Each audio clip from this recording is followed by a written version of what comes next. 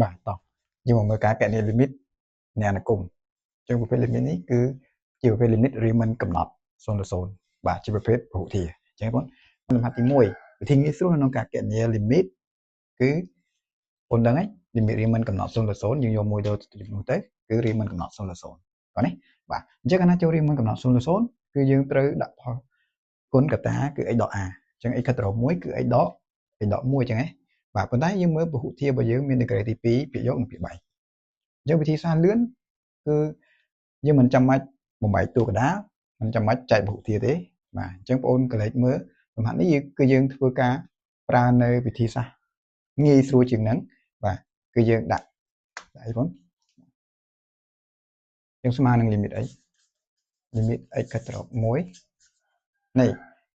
បាទអញ្ចឹងពហុធាខាងលើភាគយកបាទភាគយកគឺមាន x ការ៉េបូក 5x ដក 6អញ្ចឹងយើងដាក់អីបងដាក់ x ដក a ជាកតាគឺ x ដក 1ជាកតាអញ្ចឹងណាx ដក 1ជាកតាភាគយកក៏ដាក់ x ដក 1ជាកតាភាគបែងក៏ដាក់ x ដក 1ជាកតាអរគុណបាទបន្តមកចាំយើងមើលទី1យើងមើលទៅលើមេគុណ a គុណ a នេះគឺ x កន្លែងនេះគឺមាន x ហ្នឹងអញ្ចឹងត្រូវគុណនឹងប៉ុន្មានបាទគឺត្រូវគុណនឹង x មួយទៀតអញ្ចឹងណាបាទ x គុណ x x ក្រេបូក x ក្រេណាកន្លែងនេះបូកបន្តមកយើងត្រូវមើលផ្នែក c បាទផ្នែក c បាទនៅកញ្ចុងនេះគឺដក 6អញ្ចឹងណាមើលសញ្ញាផងណាសញ្ញាវាដកគឺដកសញ្ញាវាបូកគឺបូកអញ្ចឹងដក 6អញ្ចឹងកន្លែងនេះរបស់យើងគឺមានដក 1អញ្ចឹងកន្លែងនេះខ្វះប្រមាណស្មើ 6បាទគឺជាផុសគុណណាអញ្ចឹងដកកន្លែងនេះគឺដក 6អញ្ចឹងកន្លែងនេះគឺបូក 6តោះនេះបងនេះកន្លែងនេះបងនេះបងកន្លែងហ្នឹងណាដក 1គុណនឹងបូក 6គឺដក 6ស្មើដើមទេអញ្ចឹងបងគុណពលាតទៅប្រកាសជាស្មើនឹងភាគយកហ្នឹងវិញហើយ x ក្រេបូក 5x ដក 6យើងយកមកភាគយកណានឹងភាគបែងយើងដាក់ x ដក 1ជាកតាដូចគ្នាយើងមើលមេគុណ a បាទនេះយើងមើលមេគុណ a ដដែលបាទអញ្ចឹងមេគុណ a វាគឺមាន2 x ក្រេអញ្ចឹងកន្លែងនេះមាន x អញ្ចឹងនៅខ្វះ2x